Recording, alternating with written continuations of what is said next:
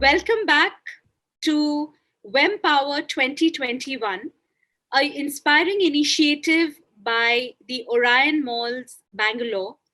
And we have with us for the second session of today for Orion Wempower 2021, which is in its second edition, welcoming you all back. We have with us the very dynamic, the very glamorous, the very yummy mummy, if I may say so, and the wonderfully enterprising executive director of the Brigade Group, Nirupa Shankar. Nirupa oversees the hospitality, retail, and office portfolios of the Brigade Group, and she even launched Brigade Real Estate Accelerator Program for catalyzing innovation in the world of real estate. Nirupa has mentored her organization, and Nirupa, under the leadership of Nirupa, has mentored close to 47 startups in this domain. And Nirupa's dream is that one day this figure soon reach 100. Nirupa, welcome, and wishing you a very, very happy International Women's Day. Thank you, Sreemoyee. Thanks for having me, and I wish you the same. Yeah. So, we'll jump straight into the Adda because, we have a power-packed, back-to-back sessions, and you have your company Women's Day celebration, which is important to celebrate all the women in your organization. Yeah.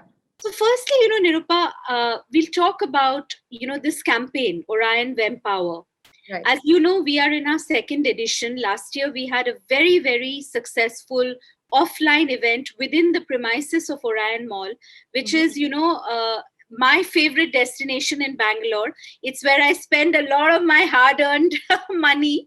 And I'm sure women of Bangalore or the people of Bangalore love your property, love the openness of your property and the architecture, which I always admire. It's not really like the usual mall, Last year must have been a very, very difficult year for you and for the Brigade Group in general.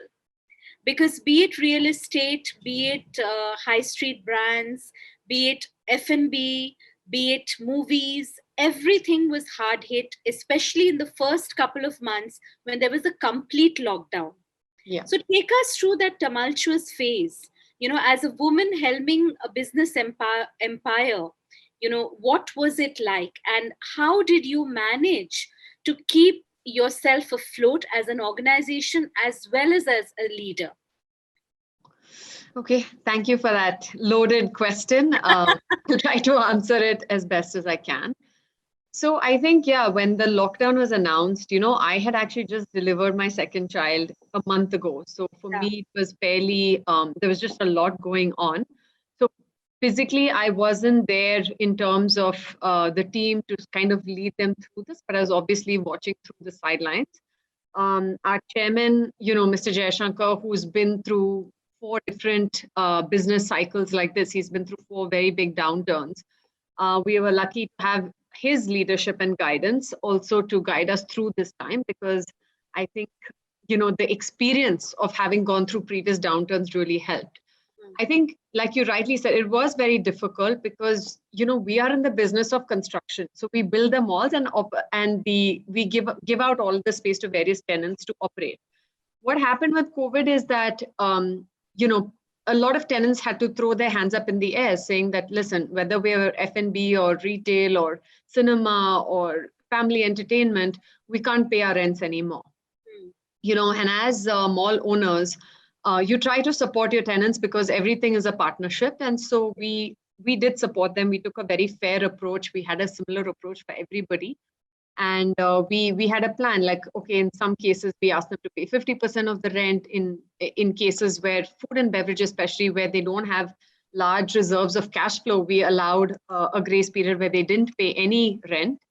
And, we were able to support all our tenants, even cinemas, we supported by no rent for during the lockdown. Actually, it's not just months, right? It was from March to almost October. We had to extend all these relief measures, and the relief measures are still going on for us as mall owners. But while the tenants, we were there to support them, there's nobody to support a mall owner, right? Because we have to pay our interest to the bank. And the bank is not going to say, okay, don't pay your interest or pay half of it. While there was a moratorium till August or so, we had some relief then, but then it kicks in with interest. So I think it was very difficult. But the good part about being a larger player is that the residential side of the business was able to support the retail side of the business, because office, retail, hospitality, these are all the verticals I oversee, and they were all struggling to, especially office and hospitality and retail. So the parent company had to step in and help us through paying off our interest loans. That was the most difficult part, because that is how you just keep your head above the water. Yeah. That was the important part. And then, of course, there's always talk of efficiency. How do you cut your fixed costs? How do you reduce your day-to-day expenses? Because when there's no money coming in, how do you continue to make large payouts, whether it's in terms of security agencies, housekeeping, all that had to still go on. So there was tough measures on how to reduce staffing, how to become more efficient, which I think was the more difficult part of it from a humanitarian perspective. Right, right. One question that comes to my mind, because you mentioned, delivering your second child, your daughter, who must be just about a year old now. And I remember you being on maternity leave, because for last year's Wempower, we had your sister, Pavitra, deliver, a very critical and a very powerful keynote address. And you were, I know, missing in action.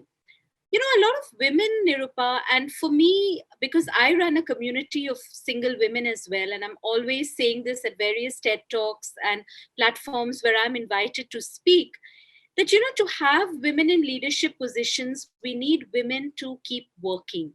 Yeah. We need women to not kick up jobs, as soon as they become mothers or they get married, because, women are naturally built for sacrifice and for living their life, for others, and this constant role play, right? The good mother.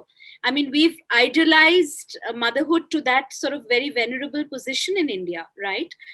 Now, if you see the attrition levels, women in leadership roles, I mean, you head such a huge business empire. And like I said, that, it's like the Reddys of the Apollo group, whose daughters actually have inherited and they run the business. In many business families, the son-in-laws, the daughters are married off into business families so that the son-in-laws can then, take over the mantle. But it's very different in the case of the Brigade group. And I think that's one of the reasons why I've always said yes to any project to curate, because I love, the fact that it's the daughters who inherit, because I'm a very proud daughter to my father as well. And I hope he's equally proud of me. Yeah. Now, tell us about being a young mom. How does one balance the tightrope? So many women watching you today, apart from the story of your business, are also looking at you as an icon in the sense that you haven't kicked up your job. You can, it's a family business. But you've made it back to work at a time when the business will still be tumultuous, because it's still dicey now, right?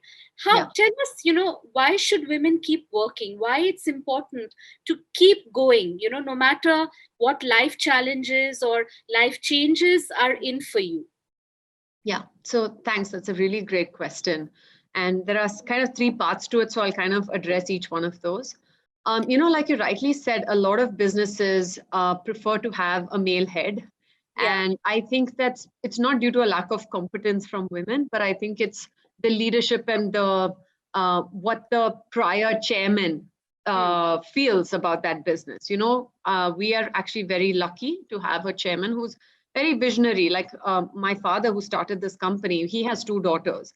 Now, he didn't say, okay, let me give the business to my son-in-laws and marry into some wealthy family where they can take it over. He's very clear that he wants his daughters to be very involved in the business. And obviously we've had to prove ourselves. It wasn't given on a silver platter. I had to work more than 10 years before I was elevated to a director position. I started off as a management trainee, but Brigade as a company, and I would say this is solely because of who our chairman is, we at one point had 4 women directors on the board. Wow. And you'll know how rare it is. Like most boards don't even have women on their board, and we had 4. And Mr. Jaishankar, chairman, had, before it was even made mandatory to have a woman on board, he already had 2 women on his board. At one point, we had 4. Now, post my mother's retirement, it is 3. But the fact is, he is a great proponent of wanting women to take on more responsibility and to in their competence. So in fact, today we're actually showcasing a video of an entire building that was completely conceptualized, designed and led by a team of women. So the engineering, the project management, the legal aspect, the architectural component, the sales, everything has been led by an all-woman team. And he specifically wanted an all-woman team to lead this building. It's a 3 lakh square foot building. It's not a small one, and it was built ahead of schedule by this all-women team. So it's definitely not a lack of competence. But I think the reason why a lot of women drop out post maternity leave is multifold, right? It's a very socio-economic reason, right? Yeah. We've all grown up thinking that, okay, once there are children involved, it's the woman who's going to take the backseat from her career and do that. The question of a man taking the backseat doesn't even arise. And, I don't think it's only due to the man's fault. I mean, I'm sure there are many men out there who would gladly stay at home and look after the kids. But how would society view them? Would society view them as a success? So it's not only a woman issue, it's a man issue. I'm sure many men would love to take a backseat, look after their kids, spend more time. It depends. I might be ambitious and driven. Somebody else might just want to be relaxed. But society would view those men as failures, if you ask me. They'd probably get made fun of. So one is, it's a socio-economic thing. And the second part is, not a lot of women have enough support. Like some women may not have their parents or their in-laws to support them. Like both my mother-in-law and my mother are working, so they're not there to look after my kids. So for me, I need to rely on help, so I have ladies who come. They're all nannies or staff who help me with my cleaning, the cooking, the looking after of my 2 kids, or a teacher to help with the schooling.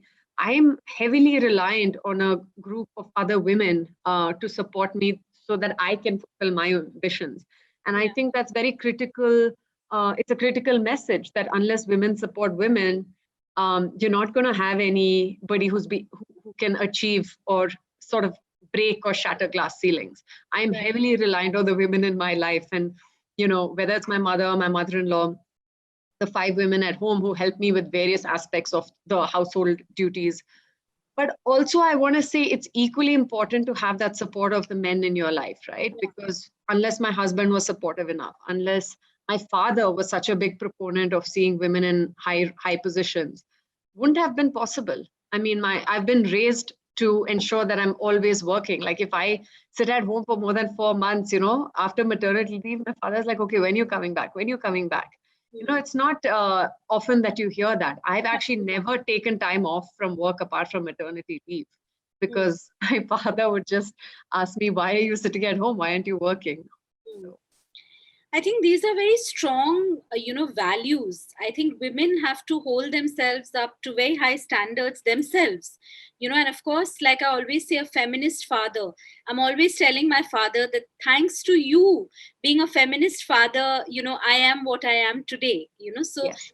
Saluting all the men in our life, I think on Women's Day, we should also acknowledge the presence, the equality, the values and the education that they have given us, because this is a country where, in a state like Bihar, at the age of 6, girls are being married and children are being trafficked, and women are dropping out of the workforce, and there's so much, right? I mean, even as we celebrate Women's Day, you're off to your your organization's celebration of Women's Day. It's March 8th today, and it is a day of celebration. As a leader, as a mentor to so many startups, which I'm sure have a lot of women or girl power invested in them, has the pandemic, as a company, as an organization, have you had to, have you changed policies for women? Tell us something about the diversity initiatives of the Brigade Group, because I'm sure, there are many. I mean, with the kind of vision that your father and, many of you have, I think our audience would love to know. Some of them might even want to come and work with you all, so it'll be great for us to know that. Sure, happy to share that. I must say no specific policy in that sense, women-centric, was changed due to COVID, but because I think our company has always been women-centric. We often take part in the Great Place to Work survey by Economic Times, and we are the only real estate company in the country that has been ranked consistently for their last 10 Correct. years as the best place to work in real estate. And I think recently we also were applied in the women category, best place for women to work for. And there again, we were rated very highly. And again, that's because of one, the leadership, and two, of course, the friendly HR policies. I think the most important aspect of what we do is focus on safety of women in our company, right? Yeah. Because that's the most important thing. If you ask me, one of the biggest hindrances for women is the fact that it's not a safe place. I mean, it's a fact. I don't want to simply say things, but it's a fact that India is not necessarily a safe place for women. It is a fact. So the most important thing we can provide for women is creating a safe environment to work in, right? An environment where they are not judged, where they don't have to deal with any harassment. And I think that has been the focus. We take it extremely seriously. Even if it's any small complaint that comes in, we take extremely severe action if there's truth to whatever complaint has come in. We ensure that women don't work late beyond 7 o'clock. If they are asked to work late, then a male manager accompanies them back home to make sure that they're safe. We have a fairly flexible policy when it comes to women on maternity leave. While of course we give the mandatory 6 months leave, if people want to extend that to 1 year, we give flexibility for that additional 6 months. We also are one of the few organizations that give paternity leave. It's not very long, but the thought, it's a start when you start saying paternity leave. I think it's a long way off. Like some American organizations have paternity leave up to 6 months as well. I think in Nordic countries as well, they've moved to 6 months or 1 year of paternity leave, which helps share the load.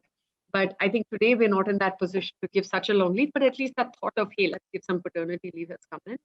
And apart from that, I think, like I said, creating a safe environment, giving women flexibility and making sure that they are reach home safely if they have to work late, things like that. Correct.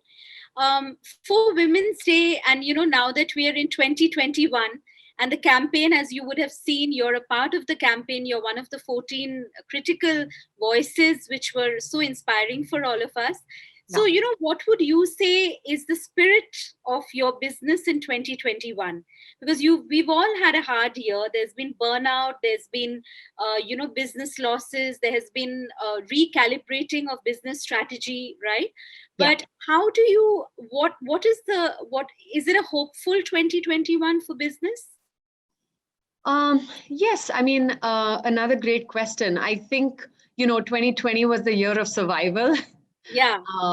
And once you've survived, and I think the next 2021 should be the year of thriving, because I think the organizations that were financially conservative, that didn't overextend themselves from a leverage perspective, didn't take on too much debt.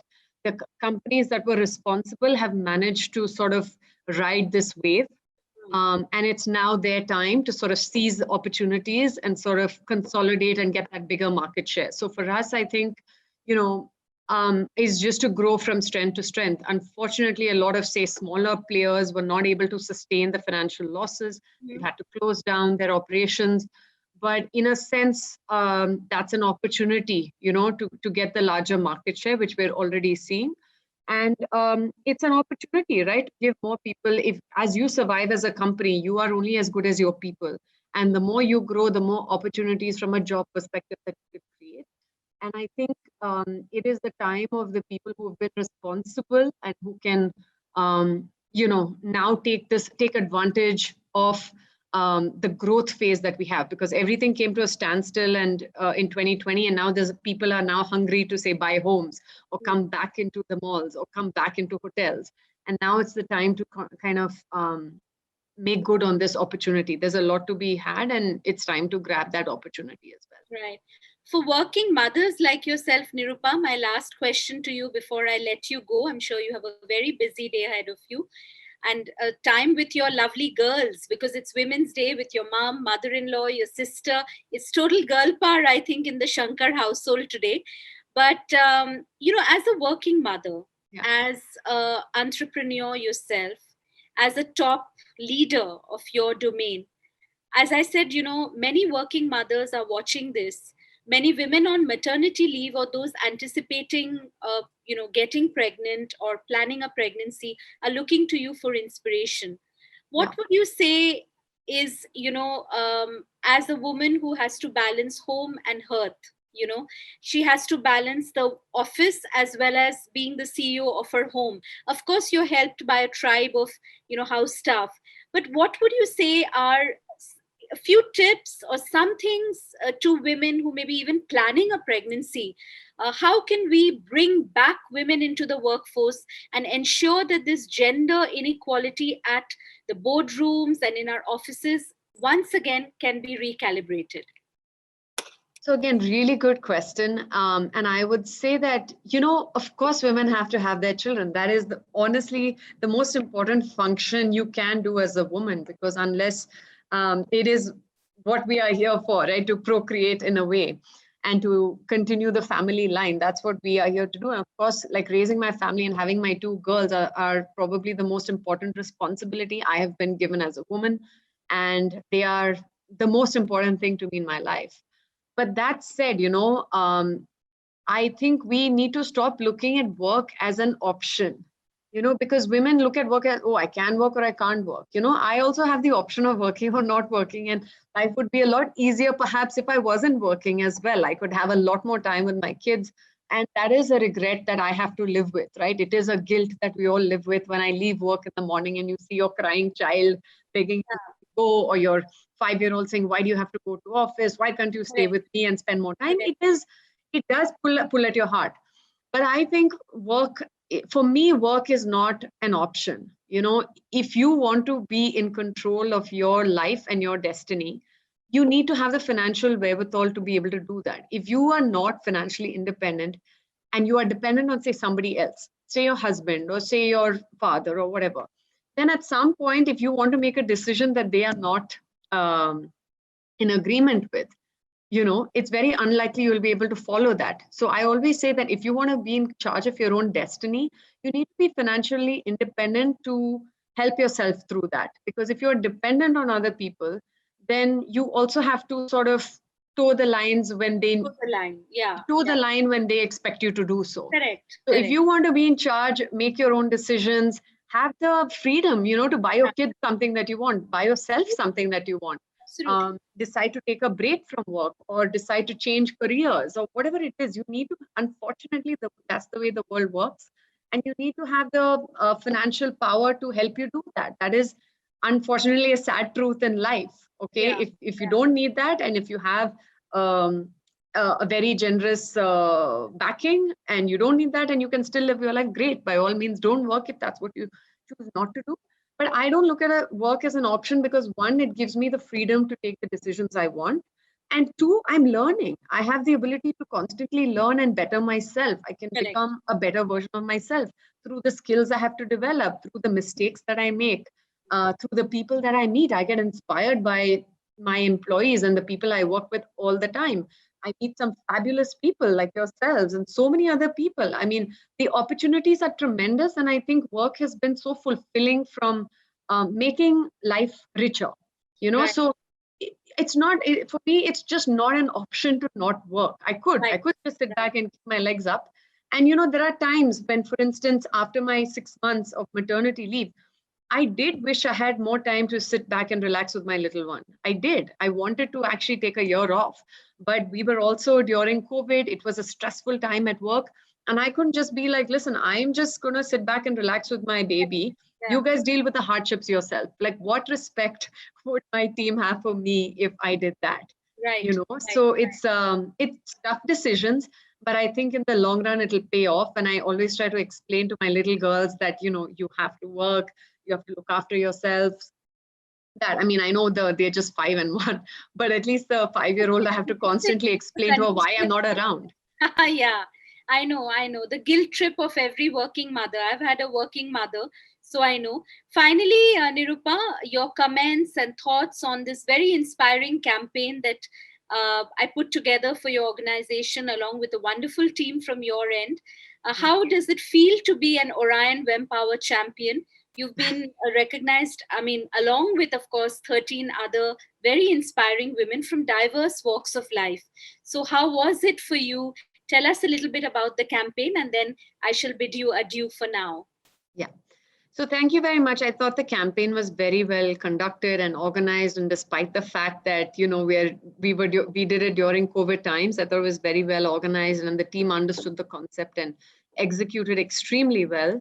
For me, I think everybody has a story, right? Everybody has a story. You, me, um, every single person has a story, and I feel like the only way we connect with people is when we share our stories.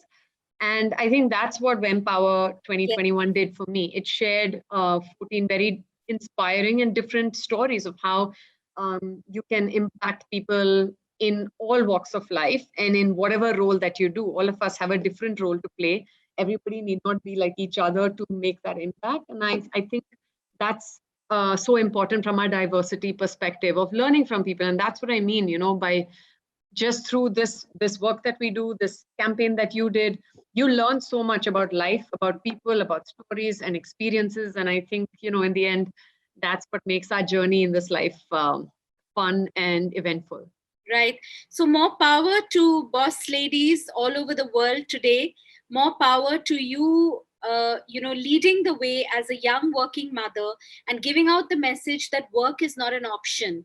It should be your lifeline, because it's not just financial empowerment, it's empowerment of your soul, it's enrichment of your mind, it's widening your horizon, and it gives you that bargaining power. You don't have to stick it out in any toxic situation once you earn your own keep. I wish you only the best, Nirupa. As I said, today is a day of celebration, not just for your organization, which is making a comeback into the fold after a very, very tumultuous year. I hope there's only growth and there's only prosperity and new beginnings for you, both personally and professionally. And I hope we can, work on many more enriching campaigns in the future, which really sort of, highlight the values of your organization, which I think what Wempower also does, equality, diversity, inspiring each other through our work and our journeys and our stories.